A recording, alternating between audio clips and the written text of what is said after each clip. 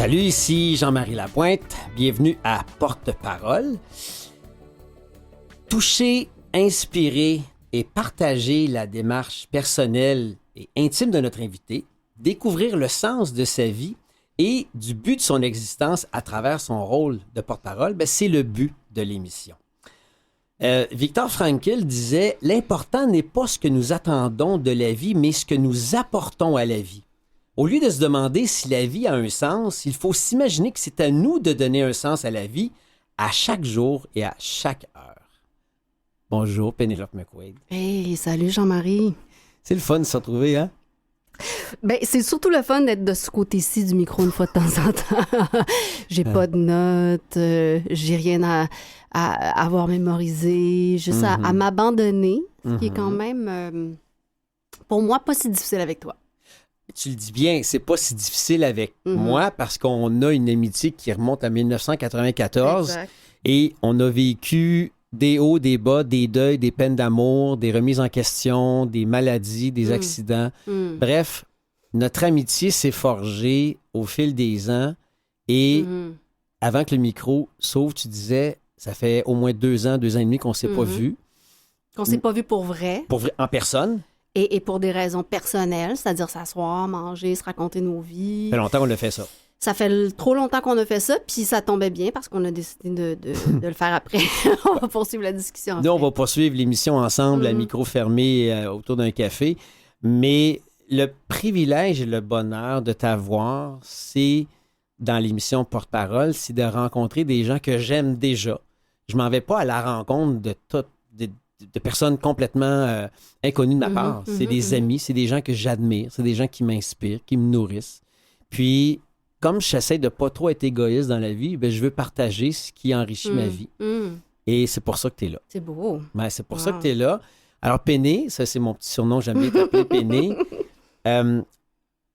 Nous, on s'est connus aussi à travers différents mandats de porte-parole. Puis, toi, tu es porte-parole à bien des égards, puis dans plein de causes, là, tout au long de ta carrière. Tout au long de ma carrière. Pas en même temps, mais toutes une à la fois au long de ma carrière. Il y en a eu quelques-unes. Oui, mais si on avait à définir, pour toi, c'est quoi être porte-parole?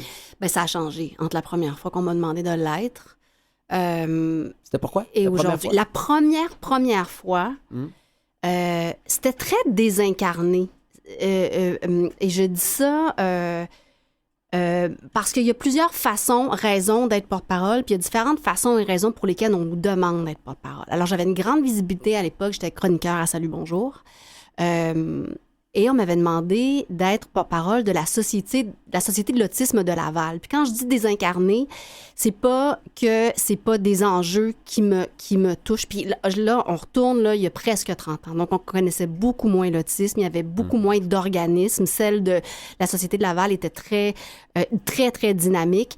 Mais je pense que l'idée, d'abord et avant tout, c'était d'utiliser la notoriété que j'avais, qui est une très belle façon de faire connaître une cause, mais c'était pas relié à quelqu'un dans ma famille ou à une entrevue que j'avais fait, par exemple, avec un parent d'autiste ou un adolescent autiste qui m'aurait ouvert les yeux puis qui serait devenu comme la raison pour laquelle j'avais envie.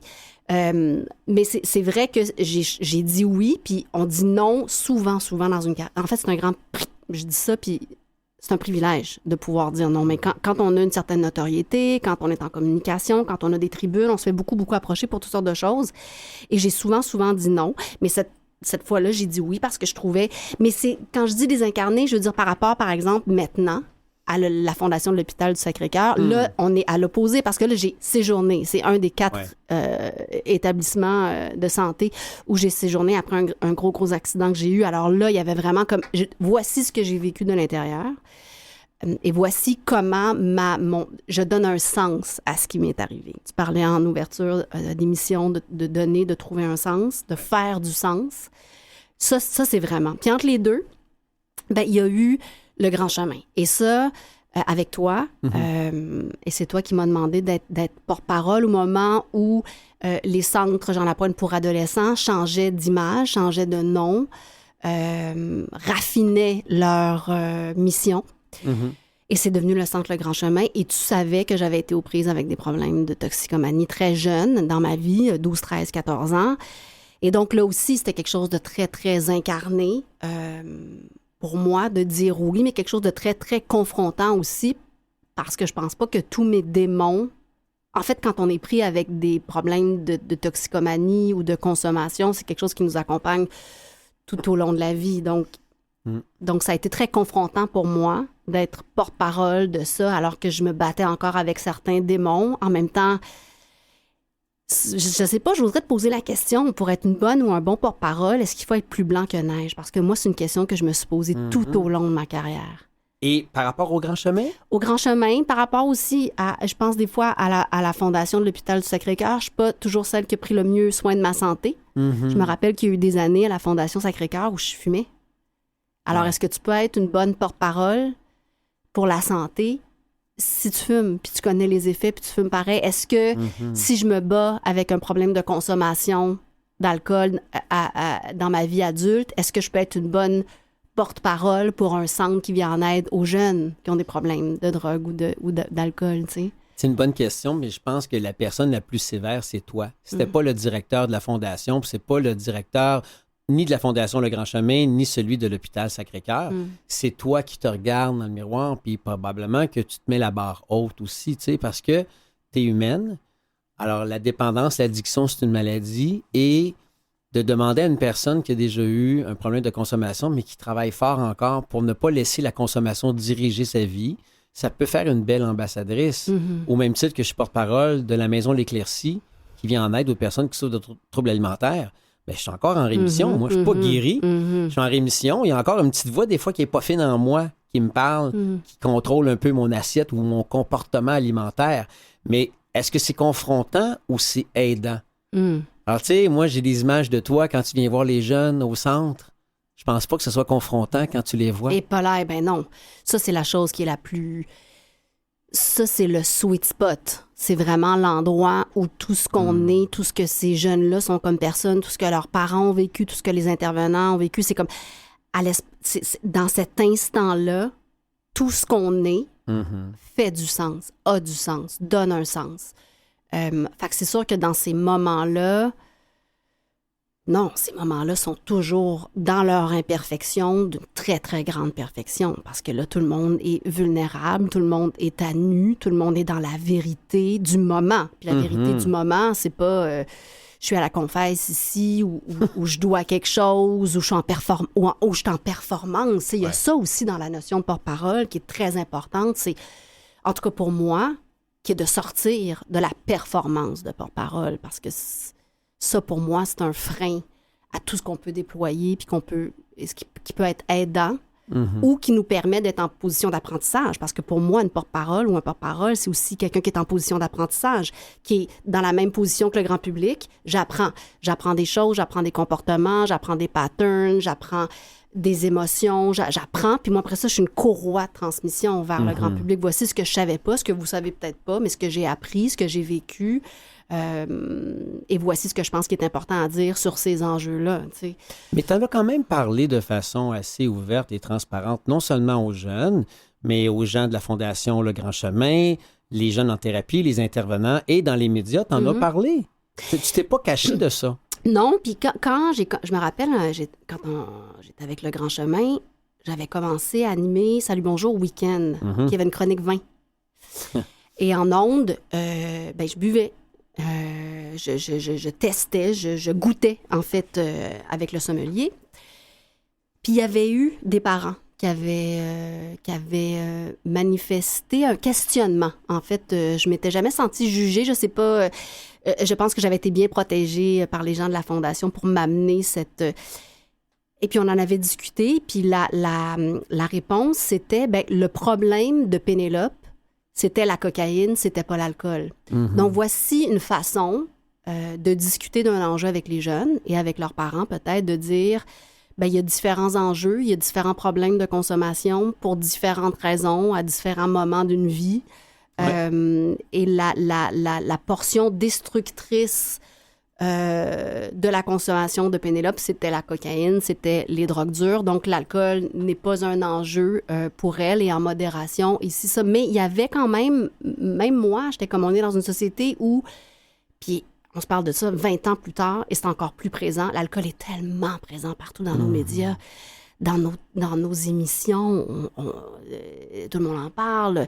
Dans le talk show que je faisais, je regarde OD, je regarde des téléromans. Tu sais, l'alcool est très, très, très, très présent. Alors, comment porter un message dans une société où ça fait partie des plaisirs, où ça fait partie de la fibre sociale? Où tu as encore du plaisir. Toi, à ce moment-là, prendre un verre de vin, ce n'est pas une descente aux enfers. Tu étais capable de déguster et d'apprécier un verre de vin. Absolument. Puis je me rappellerai toujours une intervenante au Grand Chemin qui m'avait dit, il y a des jeunes qui rentrent en thérapie, ils ont 13-14 ans. Et leur vie est complètement à l'envers là, à cause de toutes les substances. Mais ce qu'on dit, là, c'est embarque en thérapie, fais le programme, puis tu verras si à 60 ans ou à 40 ans ou à 50 ans, on verra. Mais présentement, tu n'es pas capable de consommer. On va t'enseigner un mode de vie et tu verras. Et il m'est arrivé de rencontrer des jeunes que j'ai connus qui avaient 15 ans, qui ont fait la thérapie avec succès. Ils n'ont pas consommé pendant des années et plus tard, arrivés à 40 ans, 35-40 ans, ils ne l'avaient pas, ce démon-là. On ne peut pas mettre tout le monde dans le même bain. Donc, j'aime beaucoup la réponse qu'on t'a proposée et je trouvais que ça faisait du sens. Mais c'est vrai que ça pouvait être confrontant un petit peu aussi, et pour toi, et pour les parents, parce qu'ils nous voient, les deux, moi, je ne consomme pas depuis des années, et toi, tu es à côté de moi, et toi, on te voit prendre un verre de vin. C'est confrontant, mais en même temps, ça fait discuter et ça fait évoluer les mentalités, et c'est ça aussi. Donc, quand tu embarques dans un projet d'être porte-parole, tu vas évoluer tout au long de ta carrière. Là, et qu'à un moment donné, ben, si c'est plus le Grand Chemin, ça va être autre chose. Puis c'est drôle parce que tu ouvres la porte. Quand tu as eu ton accident, tu faisais salut, bonjour, week-end. Et je me souviens très bien, quand tu as eu ton accident, j'étais au téléphone avec Luc Gervais, qui était le directeur général. Et là, il m'a dit, waouh, tu as su pour Pénélope. Et là, on était tous sur le cul. Là. Et là, évidemment, ben, tu ne pouvais plus assister aux événements du Grand Chemin. Puis on savait que ça allait durer pendant longtemps. Là. Ben oui. Alors, à ce moment-là, toi, t'es loin de te douter qu'un jour, tu allais être porte-parole de la Fondation. Surtout que c'est arrivé plusieurs années plus tard pour la Fondation de l'Hôpital du Sacré-Cœur. C'est même pas arrivé... Il n'a pas sauté sur le... Ça aussi, c'est vraiment intéressant de voir comment tu es approché, pourquoi tu es approché. Puis ça, c'est intéressant parce qu'ils auraient pu sauter sur l'occasion très rapidement. En réadaptation, genre? Mais absolument. Absolument, en réadaptation, même qu'on s'était, tu sais, mon agent puis moi, on avait dit, bon, ben est-ce qu'on va se faire approcher par la Société de l'assurance automobile pour pas texter au volant? Les gens savaient que j'étais en train d'essayer de brancher un appareil Blueberry alors que j'étais sur la route. Tu sais, je textais pas, là, mais tu sais, être 100% concentré sur la route, puis comment ça va être récupéré, puis comment on va être approché. Puis, il y a rien qui s'est passé pendant plusieurs années, et à un moment donné, un appel de la Fondation. Puis, tu sais, Sacré-Cœur, je suis pas restée longtemps. Je suis restée, j'ai eu mon accident à Québec, fait que j'étais à l'Hôtel-Dieu de Lévis pendant une première dizaine de jours. Après ça, j'ai été transférée à Sacré-Cœur une dizaine de jours en attendant d'avoir une place en réadaptation où je suis restée à l'interne pendant 3 mois.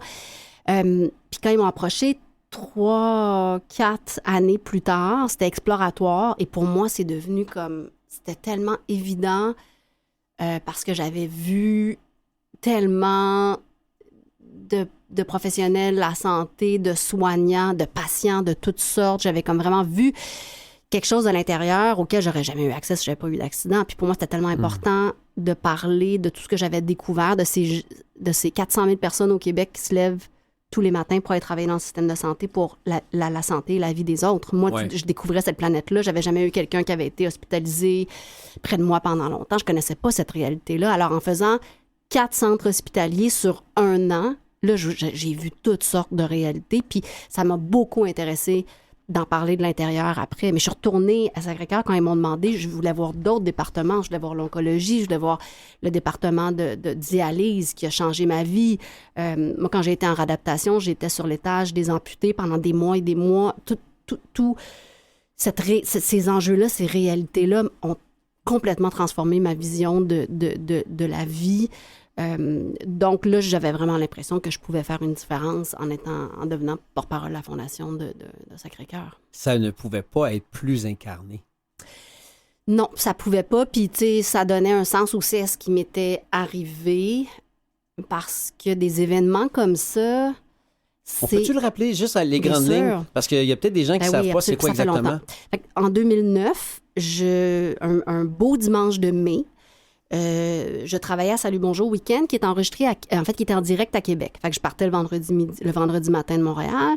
Puis le dimanche, après l'émission, vers 11h, entre 11h et midi, je revenais tranquille. C'était une superbe, vraiment belle journée de mai. Donc, je suis en voiture. J'ai un nouveau BlackBerry. Ça change d'époque.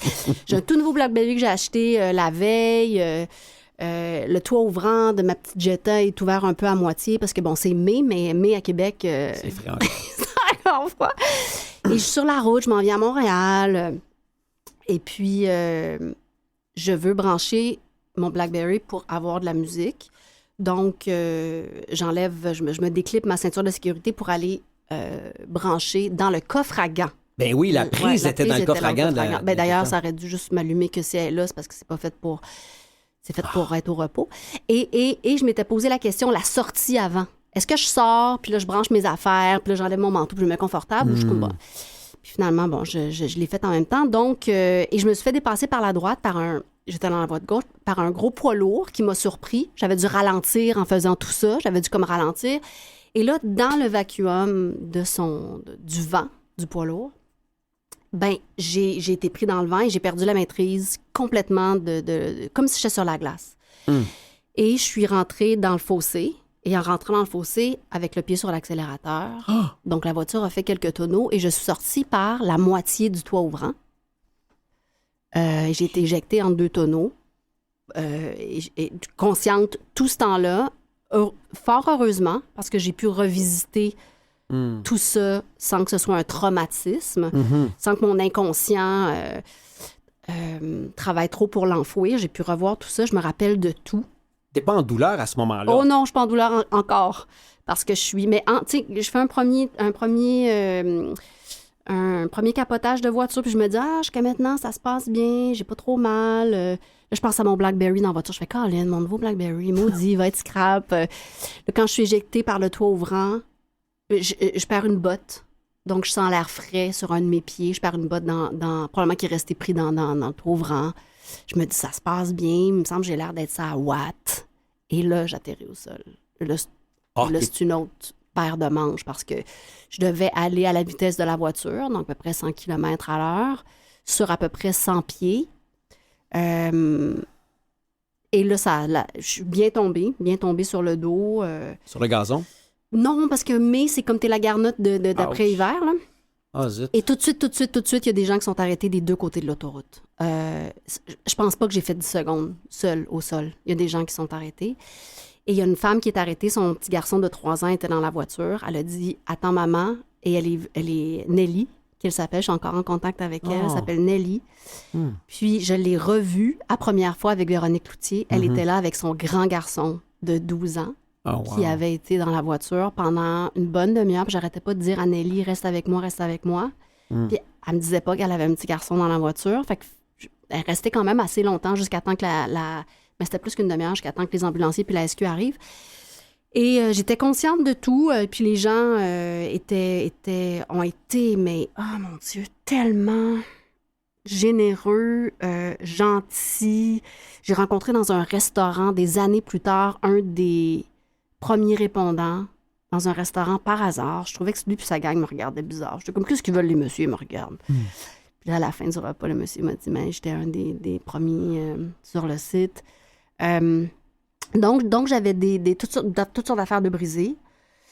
Donc, c'est ça, j'ai été aux soins intensifs à Québec pendant une dizaine de jours. Après ça, transféré à Montréal. Puis après ça, en réadaptation pendant 3 mois, donc à l'interne. Puis après ça... À Lindsay? Où t'es allée? À Lindsay-Gingras, pendant 3 mois. Et après ça, pendant 7 mois, je suis allée à Lucie Bruno en externe. Donc 4 jours par semaine pour...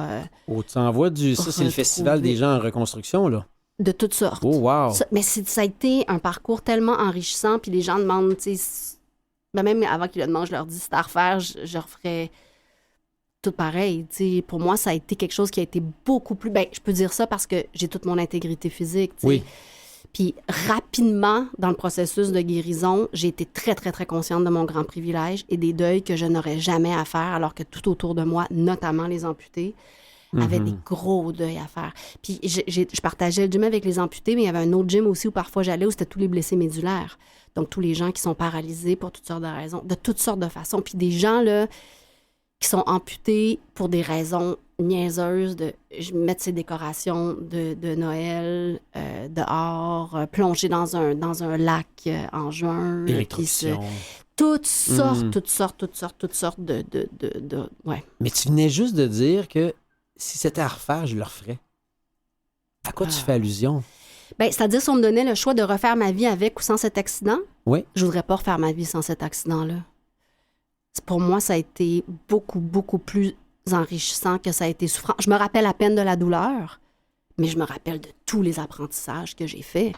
Sur moi, mais sur les autres, sur la résilience, sur l'humilité. Puis moi, je me donnais pas le droit d'être très vulnérable dans la vie. Quand c'est arrivé, j'avais 40 ans quand même. Donc ma vie adulte, tu sais, était très forgée, là. Mais j'étais quelqu'un qui m'arrangeait toute seule, qui me demandait jamais de l'aide, même de mes meilleurs amis, jamais. J'en avais pas besoin. De matin, j'en avais pas besoin et je m'organisais toute seule. Puis je me suis rendu compte que demander de l'aide, mes amis, c'était pour eux, ils demandaient juste ça de m'aider. Ma meilleure amie, Christine, que tu connais très bien, quand j'ai commencé à lui demander des choses, elle pleurait de bonheur, de me rendre service, que je lui demande, que je me montre vulnérable. Tu sais, quand ta mère ou ton père, il faut qu'il te lave puis qu'il te nourrisse comme quand tu étais un bébé. As-tu apprécié ça, par contre? Ces moments de tendresse, d'intimité, d'avoir à être relavé à 40 ans. Y a-tu des moments que tu t'es abandonné puis t'as pu apprécier? Tout le long. OK. Tout le long. À un moment donné, c'est comme la pudeur. Puis je pense que les drogues aidaient beaucoup. L'inhibition tombe beaucoup. Ex-porte-parole de Le Grand Chemin qui parle. Mais je pense que, tu sais, quand on nous les donne dans un milieu médical, c'est parce qu'elles sont vraiment nécessaires. Puis je pense qu'à un moment donné, mais il y a un tu sais, moi, on ne sait pas comment on va être tant qu'on n'est pas confronté à ça. Moi, j'avais aucune idée que j'allais accueillir la mort au moment de l'accident, au moment où j'ai perdu la maîtrise de mon véhicule, avant même que je savais que j'allais planter. Mais on le sait, là, quand le volant dans mes mains me glissait, là, je savais que je m'en allais vers la catastrophe. À ce moment-là, avant même le premier tonneau, j'ai dit, à la grâce de Dieu, je peux mourir maintenant. J'ai vécu 100 vies en une. Je suis totalement prête à laisser ma place à quelqu'un d'autre sur la terre.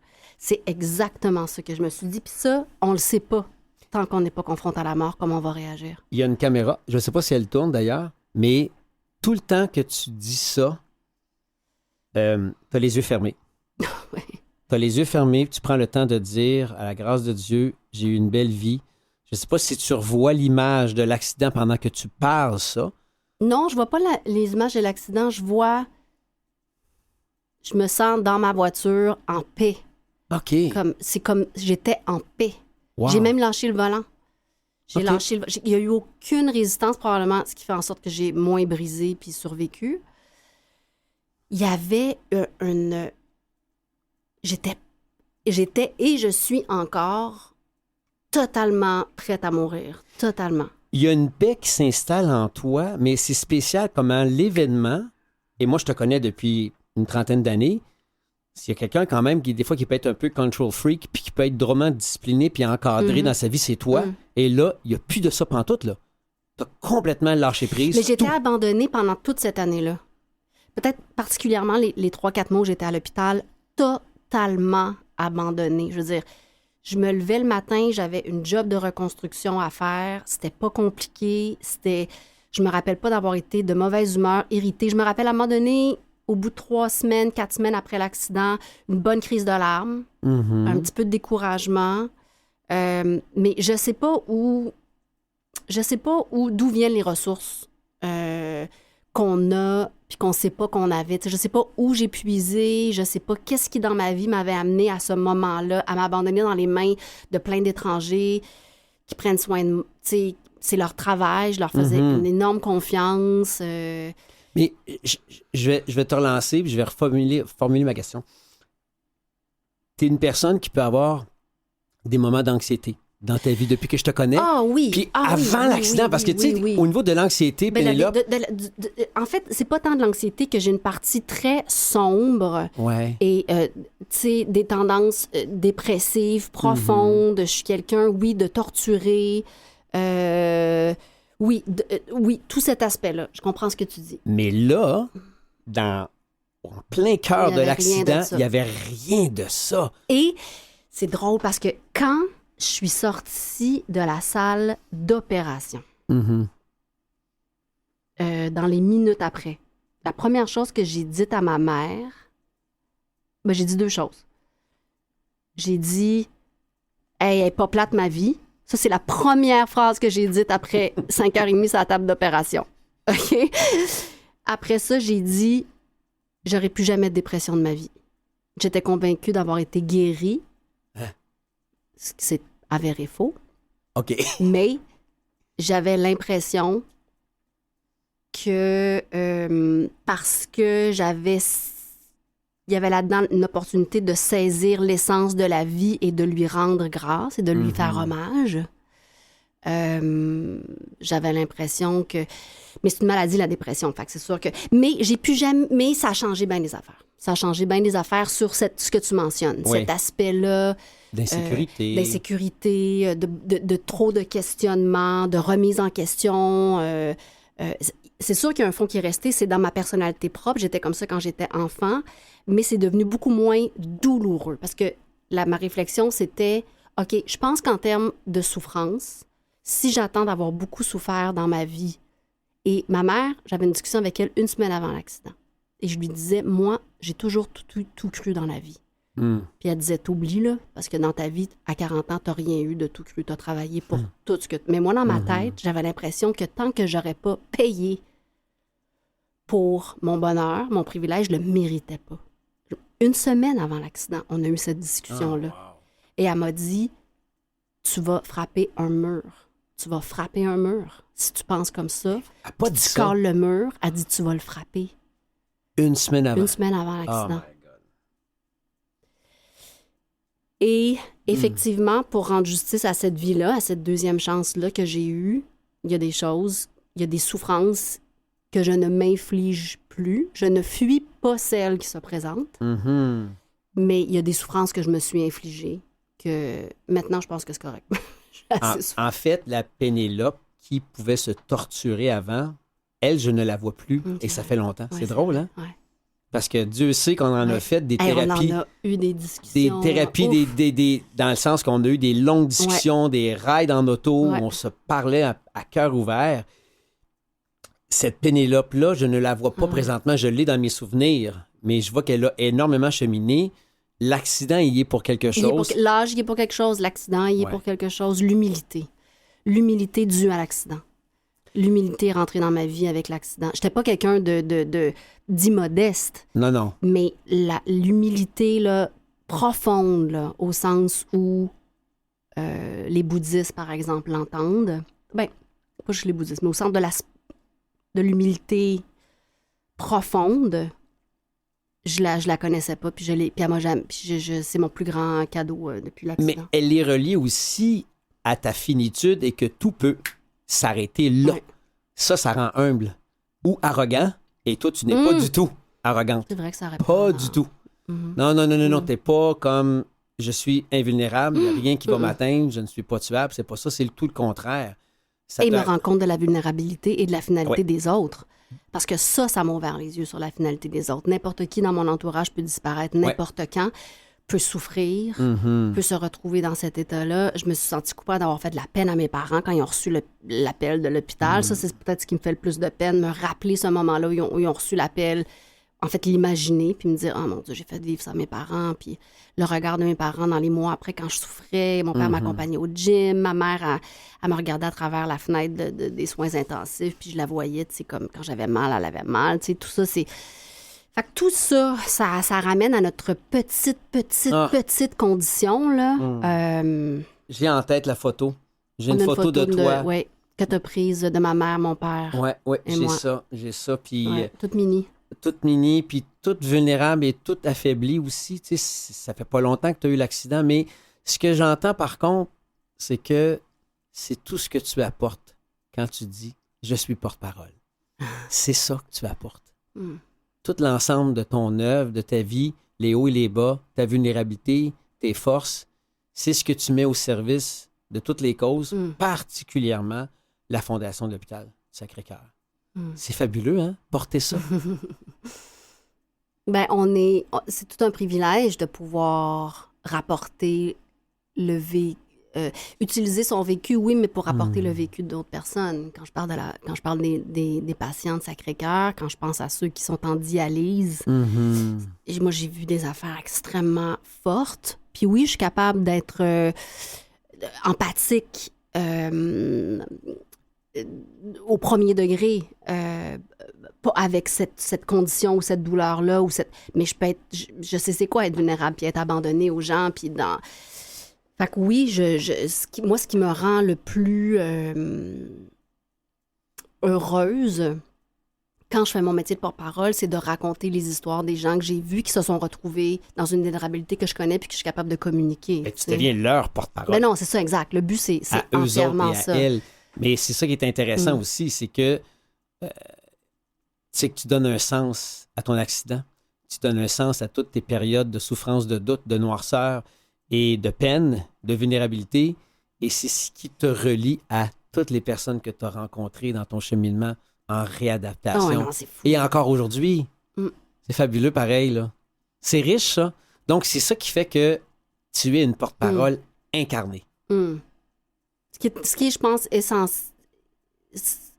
pense, essentiel à un travail de porte-parole, quand c'est à sa mesure. Ben Puis oui. quand, tu sais, on peut être porte-parole. Quand j'étais porte-parole de la journée des musées montréalais, c'était autre chose. C'était mon amour pour la culture, c'était mon amour pour l'art, c'était la Du tennis. démocratisation des musées quand les gens pensent qu'ils n'ont pas leur place dans un musée alors que nos musées leur appartiennent. Le tennis, aussi, j'ai grandi là-dedans. Je connais les efforts, c'est quoi pour faire un sport à ce niveau-là.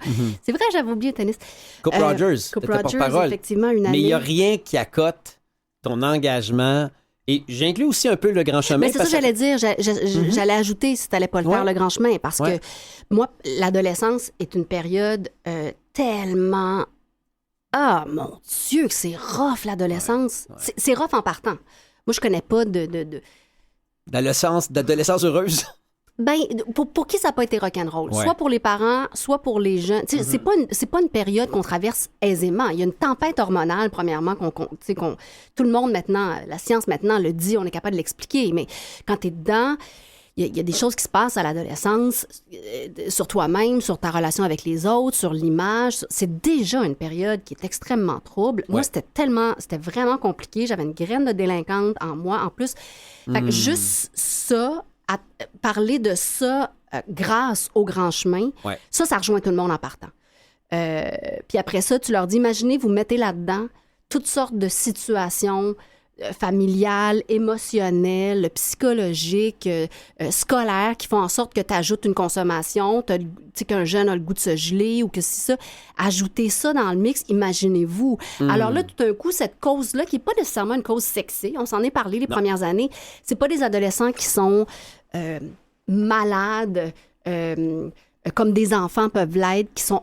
C'est automatiquement touchant, un enfant qui est malade, c'est sûr. Écoute, ça nous brise le cœur.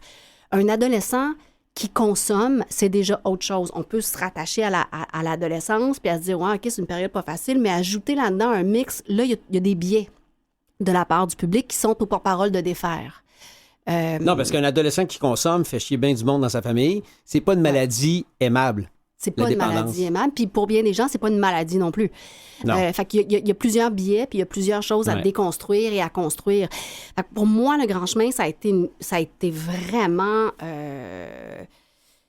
quelque chose que j'ai aimé défendre, dont j'ai aimé parler, que j'ai aimé comprendre avec toi et les intervenants et des spécialistes, la science derrière ça. Qu'est-ce que les parents vivent aussi quand ils viennent chercher leurs jeunes à la fin, là, puis ils ont la cérémonie ensemble. Ah non, ça, c'est bouleversant. Là, ça, c'est bouleversant. Puis c'est tout un... C'est pour les intervenants aussi qui laissent repartir l'adolescent, c'est un acte de foi, là. Parce que des fois, ils viennent d'une famille, c'est complexe. Les adolescents se retrouvent blessés, mais sont pas nécessairement sont pas les seuls artisans de leur sort. Tu sais, il y a des mécanismes familiaux, puis tout ça, puis ils retournent dans ces mécanismes-là. C'est quelque chose. Ouais. Fait que moi, j'ai beaucoup, beaucoup, beaucoup aimé pouvoir parler d'adolescence grâce à la Fondation Le Grand Chemin. Ouais. Vraiment, là, j'ai tellement appris. Puis les intervenants qui sont eux-mêmes souvent issus de... Ça, c'est comme c'est comme une dynamique incroyable, là, une espèce de processus hallucinant. Mais toutes ces rencontres qu'on fait comme porte-parole, comme bénévole, justement, au Grand Chemin, les rencontres humaines, le Grand Chemin, c'est un grand chemin rempli de belles rencontres, puis t'as pogné le champ et ça t'a amené à l'hôpital. Ouais. C'est fou. C'est fou le lien du Grand Chemin, pogner le champ et je me ramasse finalement porte-parole de la Fondation du Sacré-Cœur. C'est vraiment beau de t'entendre. C'est le fun de te retrouver d'ailleurs. Je te propose une mini petite pause, transition musicale, puis après ça, on va revenir avec un petit chapeau dans lequel marine une trentaine de questions que tu vas piger, que tu vas lire et on va s'amuser avec ça. C'est toi qui vas répondre? Et tu vois, c'est toi qui réponds.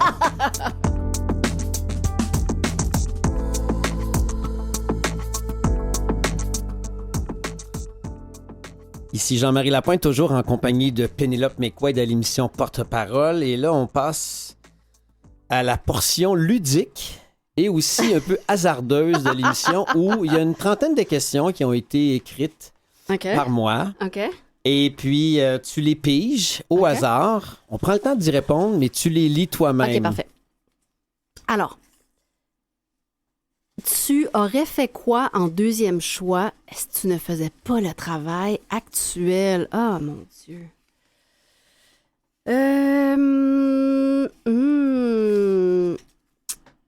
Je les récupère. Tu peux me la redonner, le OK, petit bout de papier. Si tu me demandes... Il n'y avait pas d'autre option pour moi, en fait. Il y avait pas... Je voulais être photoreporter de guerre. Mon père voulait que je sois médecin sans frontières. Aujourd'hui, j'irais travailler en communautaire, ça c'est sûr. Mais j'ai longtemps rêvé d'être restauratrice ou de me partir une école de plongée. Mais c'est des passions pour toi, de toute façon. Manger. Ouais. Non, t'es une foodie. Si t'aimes la restauration et la plongée. Oui, absolument. Et d'ailleurs, la plongée, tu m'avais dit, suite à l'accident, tu pouvais pas en refaire. Oui, j'ai pu. Et t'as réussi. Ouais. Ah. Ça, c'était quand même malade parce que dans l'accident que j'ai eu, mon poumon, l'enveloppe de mon poumon, d'un des poumons a été atteint. Donc, exactement un an après mon accident, j'ai dû passer un test. Et les tests de plongée au Québec sont faits à l'hôpital où on m'a amené quand j'ai eu mon accident. OK, c'est un hasard de la vie. Donc, un an plus tard, je suis assise sur le bord de l'eau à côté de l'hôpital. J'attends mon rendez-vous. Et là, je m'en vais savoir si je peux plonger dans ma vie ou pas. C'était capoté ma raide. Et finalement, j'ai pu donc aller plonger. Donc, 1 an et 2 mois après, je partais en Australie, aux îles Fidji, à Singapour. 1 mois toute seule avec mon pack-sac plongé. C'était malade. Ah!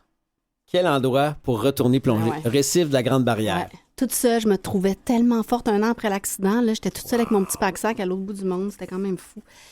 Si tu fais imaginer 24 heures de rêve, du réveil au coucher, ce serait quoi? Ben, ce serait que je me lèverais pas. 24... Ben, pas que je me réveillerais pas. Je me réveillerais, mais je resterais au lit toute la journée. Pour moi, ça, c'est... une journée de rêve. On m'amène à manger dans le lit. Je lis, je dors, je regarde la télé, je dors, je fais ça là, 24 heures. Mon sport préféré, c'est dormir. Et le pire, c'est que quand tu as fait les chroniques culturelles à Salut Bonjour, mon Dieu, j'étais à c'est que tu me disais, ma vie tourne autour du sommeil. Tout dans mon agenda, c'est faut que je dorme là, faut que je fasse une sieste là, faut que j'aille me masser là. Toute ta vie tourne autour du dodo? Du dodo. Je me levais, je dormais 4 heures la nuit, parce que je me couchais vers minuit après être allé voir les spectacles. Je me levais à 4 heures. Puis l'autre 4 heures, il fallait que je le trouve pour dormir dans le jour. Tu y arrivais? Ben, ça dépend. Tu sais, j'avais vision en presse le matin de telle heure à telle heure. Si je reviens chez nous, 20 minutes après d'arriver chez nous, il faudrait que je dorme. Puis si je dors 4 heures, ça veut dire que j'aurais 20 minutes après de me maquiller pour repartir dans un 5 à 7, un lancement de 10. C'était comme c'était comme un toc, là. Un peu en survie, hein, de sommeil. Ouais, mais en même temps, j'avais 24 ans. Ben ouais. Tu C'était trippant, c'était incroyable. Mais aujourd'hui, on m'offrirait 10 millions, je ferais jamais une émission du matin. Là. Jamais. On a dit tantôt, plus de douleur. Non, hein? Plus de douleur infligée. Je les brasse, là. Alors, vas-y. Okay. Prochaine question. OK. Alors, si tu avais un pouvoir magique... La question, c'est quoi? Si tu tu avais un pouvoir magique... Ça serait quoi? J'aimerais ça être dans 25 ans. Voir les leçons qu'on a apprises de cette période de l'histoire dans laquelle on est en ce moment. Avec, MeToo et tout ce que ça a changé. Là, on est dans un petit backlash. Fait que voir comment les choses, avec Black Lives Matter, avec tout ce qui est fluidité de genre, tous les droits LGBTQ+, la place des handicapés dans la société qui sont pour moi l'angle mort de la diversité. On parle beaucoup de diversité, mais notre société n'est pas encore vraiment faite pour eux. Là. Non. Pas du tout. Fait que j'aimerais ça, 25, 50 ans, voir qu'est-ce qu'on a appris de cette période de révolution humaine dans laquelle on est. Je suis bien curieuse de savoir si on est en train d'apprendre quelque chose ou pas. Et surtout, de corriger le tir. Ouais, c'est ça. Voir ce qu'on a appris, ce sur quoi on est capable d'agir, ce sur quoi on est resté braqué par rapport à 2023. Les choses sont très polarisées en ce moment, mais ça peut pas rester comme ça, c'est impossible. Non. Dans quelle direction ça va balancer? Pour qui ça va balancer? Je pense qu'il va y avoir de plus en plus de solidarité dans des petits milieux, mais de plus en plus de petits milieux. Fait que tout ça va faire une espèce d'océan, je pense, de solidarité, de bienveillance, de communauté, d'esprit. Mais il va y avoir... est-ce qu'il va y avoir encore... il va y avoir encore, évidemment, des conflits armés, des populations sur la planète. Le sud, le nord, ça va être encore plus polarisé. Les injustices climatiques vont être encore... Mais je suis quand même curieuse de voir le bond de l'humanité va s'être déployé comment d'ici 25-50 ans. Je découvre un côté anthropologue et sociologue en toi. Je pense que ça, c'est mes dernières années à la radio qui ont cristallisé ça. Depuis 4 ans, je suis à la radio de Radio-Canada, donc tous les matins, 2h30, dans un créneau qui ressemble à aucun autre. On n'a pas ça ni à la télé, ni vraiment ailleurs à la radio, c'est-à-dire qu'en 2h30, on peut autant faire une demi-heure sur la vulve qu'une demi-heure avec Avocats sans frontières au Mali. Ouais. Dans une même émission, séparée par une chanson de Fouki. C'est vraiment ça. Donc, il y a la citoyenne en moi, la personne engagée, qui sortait dans la rue à 15 ans, qui militait, qui était très intéressée par le sort, qui militait contre l'apartheid, contre la guerre en Irak. Mais ça avait une place limitée dans ma vie parce que mon travail était très différent. Là, avec cette émission-là, mes préoccupations de citoyenne, d'animatrice, d'intervieweuse, d'humaine... je peux approfondir plein de réflexions. Je peux apprendre un paquet d'affaires. Je peux... Puis en toute humilité, parce que les gens ne me connaissent pas comme une spécialiste de rien de ça, ce que je ne suis pas. Donc, je peux aborder tous ces sujets-là juste très, très humblement en découvrant tout. Donc oui, l'aspect sociologie, anthropologie m'intéresse tellement. Mais t'es une pas pire généraliste. Tu l'es devenue. Oui, je pense que c'est fou, hein, quand même. Tu l'es devenue, ma fou. chère. Yes. Alors qu'on est souvent mis dans des cases toute notre carrière. Oui. Là. Prochaine question. Le métier que tu as choisi de faire est-il devenu ce que tu pensais qu'il serait? Moi, je pensais jamais faire ça. Je voulais vraiment pas faire ça dans la vie. Je voulais pas suivre dans les traces de mon père, en fait. C'est ça que je voulais pas. Et non, je pourrais jamais dire après la première... Parce qu'on a commencé notre carrière... Moi, j'ai commencé ma carrière avec toi. Ouais. Donc, on est en 94. C'est l'été. Je viens de finir mon bac en communication à l'UQAM. Tu animes avec Marcel Pilote une émission qui s'appelle Service compris à Télé-Québec. Yes. En 2 mots, c'était quoi cette émission-là? À l'époque, ça s'appelait même Radio-Québec. Et c'était la version estivale légère de Téléservice, qui est une émission de service. Et on était toute une gang autour de la table. Il y avait Patrick Masbourian. Jean-François Plante. Il y avait plein de monde. On était une belle gang. Plein de grand monde. Oui, Isabelle Vincent. C'était une belle grosse gang. Mais ce qui était le fun de ça, c'était vraiment éclectique comme émission. Et ça a quand même cristallisé les bases de notre relation d'amitié. Absolument. Toi et moi. Puis que tu as quand même été reporter, journaliste, un peu chroniqueur sur cette émission-là. Ce que tu as fait quand même, mais tu as dit tantôt Winston, ton père, Winston McQuade, tu voulais pas nécessairement suivre ses traces, mais il faisait de l'animation. C'était ça a été une grosse vedette dans les années 70, 80, 90 de la télé. Il a fait beaucoup de radio. Et tu voulais pas faire ça, toi? Moi, je voulais pas être la fille d'eux. En fait, je voulais pas être la fille d'eux, puis je voyais pas... C'était pas une passion. Moi, je jouais pas à faire des talk shows dans mon sous-sol. Tu sais, souvent, on entend Véronique Cloutier dire, moi, elle jouait, elle partait à son enregistreuse, puis elle faisait des shows, puis... Moi, je faisais pas ça. C'était pas quelque chose à quoi je rêvais. J'avais aucune idée de ce que je voulais faire dans la vie. Je dessinais. Je savais que j'irais sûrement dans quelque chose d'artistique, mais j'avais vraiment aucune idée. Puis je suis allée en communication. Moi, je pensais écrire dans le devoir. Moi, c'était ça c'est un échec monumental. Je pensais que c'était ça que j'allais faire en sortant de mon bac. Tu sais, je me dirigeais plus en journalisme, écrit. Puis finalement, c'est pas ça du tout qui s'est passé. Donc, à la question, est-ce que je pensais au début de mon métier que ce serait ce que c'est devenu, d'un contrat à l'autre? Moi, je savais pas, quand j'ai commencé avec toi, à Service compris, que j'allais faire après ça une émission automobile avec Gabriel Gélina à TVA, puis que j'allais faire Star System avec Herbie à l'autre bout du monde, des tapis rouges, puis que j'allais avoir mon talk show, puis que j'allais faire ce que je fais. J'avais d'un contrat à l'autre, comme ça n'a jamais été mon rêve, j'avais pas de but. Fait que moi, j'ai butiné de contrat en contrat. T'avais pas un plan de match? J'en ai encore pas.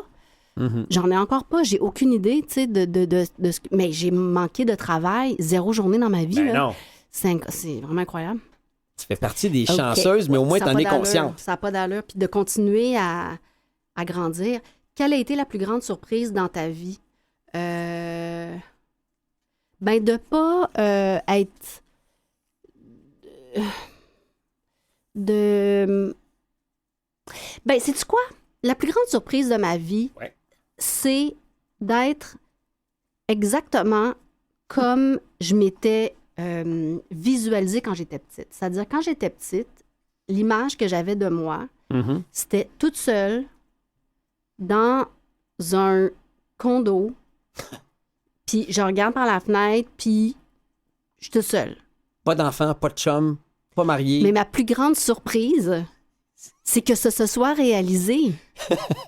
C'est bizarre. Je dis ça parce que j'ai jamais voulu d'enfant. Je me suis questionnée à plusieurs reprises dans ma vie pour être sûre que c'était le bon choix. Tu le sais, on a traversé plusieurs de mes ruptures ensemble. Être en couple, j'ai eu des magnifiques relations de 4, 5, 6 ans qui ont duré, des hommes très significatifs, mais c'était pas simple.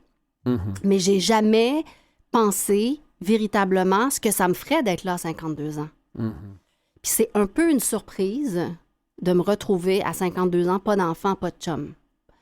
C'est un peu une surprise avec laquelle je sais pas quoi faire. Et, attends une minute, c'est à la fois une surprise, puis c'est en même temps une vision que tu avais quand tu étais plus jeune. Mais on dirait, j'avais pas mesuré qu'est-ce que ça voulait dire. Ça veut dire peut-être vieillir sans personne pour s'occuper de moi.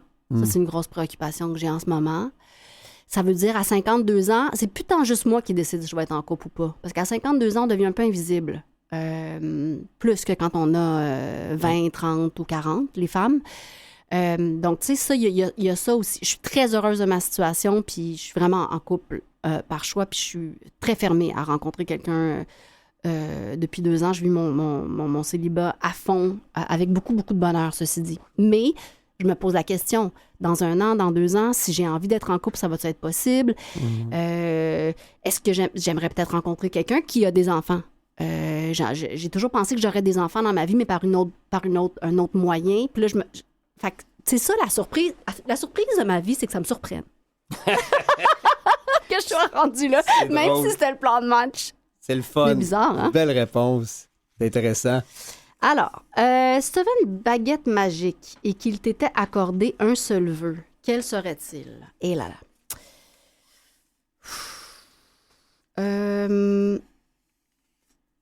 Que j'aimerais, d'un coup de baguette magique, qu'on s'occupe vraiment mieux de nos vieux puis nos vieilles. Ça, là, si demain matin, là, on pouvait avoir 80% des gens qui étaient soignés, dont on prenait soin à domicile, puis que la portion qui se retrouve dans nos institutions soit bien stimulé, entouré, bien nourri, dans des endroits où on a des CPE en même temps que des... Tu sais, si beau, on ça. avait tout ça, là, parce que ça me fait de la peine de savoir que si on y arrive, ça va être dans quelques décennies. Ça me fait de la peine de penser que pendant tout ce temps-là, il y a des années de qualité de vie qui se perdent. Et que nos vieux souffrent. Et que les gens dans leur entourage qui s'occupent d'eux aussi souffrent en les voyant souffrir puis en étant tellement impuissants. C'est une réponse qui est incarnée, ça. Oui, parce qu'en ce moment, ma mère a des problèmes. Ma mère est jeune, elle a 73 ans, elle est très, très jeune, mais elle est hypothéquée physiquement. Puis elle est au moment où on se parle hospitalisée depuis plusieurs semaines et diminuée, fragilisée depuis quelques années. Là, ça me saute en pleine face. Là. Ça me saute en pleine face. Ma vie vient de changer là, pour les prochaines années. Puis sa vie aussi vient de changer. Elle a toute sa tête. Elle est jeune. Elle est capotée, ma mère. Là. C'est la femme la plus brillante que je connaisse. Puis elle a toute son énergie, toute sa lucidité. Elle lit 2-3 livres en même temps. Elle est sur l'ordinateur tout le temps. Mais physiquement, il y a c'est ça, là, je rentre dans un rôle de prochaine aidante encore plus intense pour le reste de sa vie et de ma vie. Puis je vois ses besoins, puis je vois qu'elle est moderne, actuelle, puis je dirais, elle est en jaquette depuis 3 semaines, puis elle est à la merci des gens qui, fort heureusement, s'occupent merveilleusement bien d'elle, mais dans un système qui est tout brisé, tout poqué. Notre système est tout poqué. Je sais pas comment on a laissé aller les choses jusque-là, là. Puis, tu sais, je vois ce qui pourrait la rendre heureuse, tu sais, dans ses dernières années de vie. Puis, j'aimerais ça que collectivement, on s'occupe toutes de nos vieux, tu sais. Tu sais, à défaut d'avoir tes enfants, à défaut que j'en ai, ça nous laisse du temps pour prendre soin de nos proches. Tu sais, j'ai passé absolument. du temps beaucoup avec mon père. Ouais. Tu passes du temps avec ta mère. J'ai dit ça à ma mère. J'ai dit, j'ai pas de chum, j'ai pas d'enfant. Je peux passer tous les jours avec toi. 5, 6, 7 heures, dîner, souper. Tu t'es passé cette réflexion-là, toi aussi, dans les derniers temps avec ton père? C'est clair. J'en ai profité. Le fait de ne pas avoir été submergé par le travail, j'ai pu aller voir mon père. S'il avait fallu que j'aie une job, un tournage, une série de 80 heures semaine, j'aurais jamais pu vivre ces moments précieux-là. Moi, je commence à réfléchir à ça, parce que moi, je travaille 60 heures semaine. Mais je commence beaucoup à réfléchir à ça. Comment j'aménage ça? Comment je trouve du sens à l'extérieur de mon travail? Parce que moi, j'en trouve pas de sens dans ma vie à l'extérieur de mon travail tant que ça. Mais ta maman te donne une occasion de donner, de servir, d'aimer, d'accompagner. Oui. C'est Puis elle est génial. bonne, elle réfléchit, elle plonge dans ses réflexions. Ça la brasse, Elle est bonne, là. Mon Dieu, qu'elle est bonne. Ouais, mais je pense les opportunités pour grandir, c'est capoté bien. Elle est bonne parce qu'il y a de la bonté autour d'elle. Je parle à peine de toi. Toute catégorie confondue, ton plus grand accomplissement. Oh non, ça c'est dur. C'est dur, ça. Pourquoi c'est difficile? Ben parce que j'en vois pas.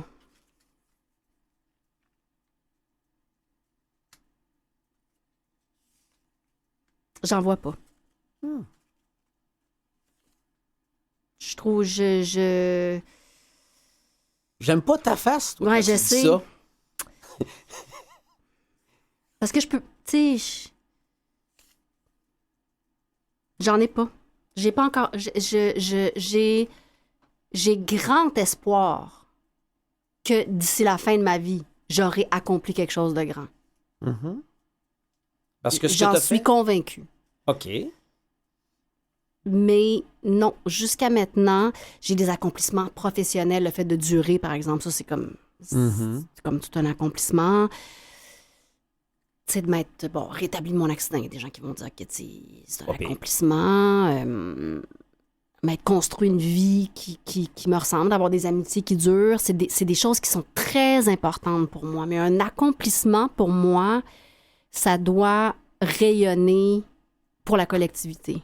Pour moi, pour que ça rentre dans la catégorie accomplissement, pour moi. Mais ceci dit, si j'avais un chum ou une amie qui me dirait « Hey, on se construit une maison de nos mains? » Puis au bout de 3 ans, là, je ferais, OK, ça, c'est un accomplissement, même si ça ne bénéficiait pas de la collectivité. Mais moi, j'ai l'impression que les choses me sont arrivées aisément, que j'ai eu du privilège, que les choses ont été, oui, souvent dans l'adversité, mais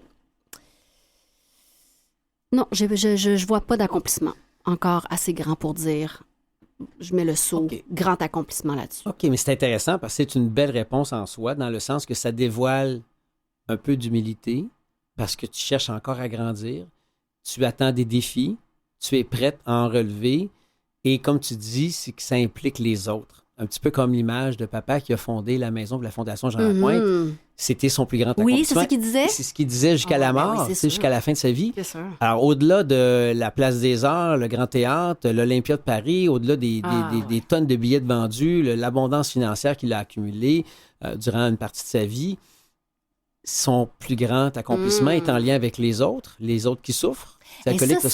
C'est tellement ressorti lors des cérémonies. Ouais. C'était quand même très, très, très impressionnant, les gens qui soulignaient. T'étais là. Beau, c'était le fun de te voir. Je sais que t'étais là. Tellement beau. J'étais content que tu y sois. Cette portion-là. Écoute, je te souhaite de beaux et grands accomplissements qui vont être en lien avec tes valeurs de tête, de cœur, d'esprit, avec tes talents.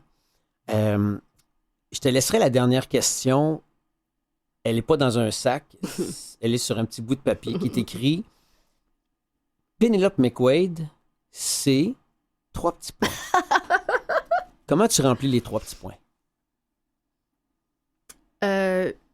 Une meilleure humaine en devenir.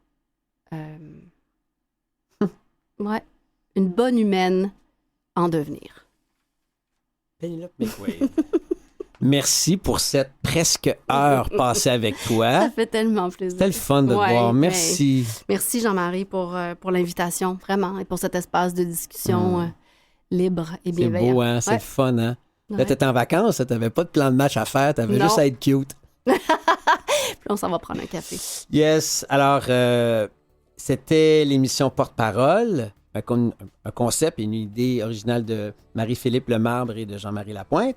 J'aimerais remercier notre directeur radio, Philippe Lapointe, chef diffusion Jean-Sébastien Laliberté, à la mise en onde Mathieu Tessier, aux réseaux sociaux Gerly Ormelet.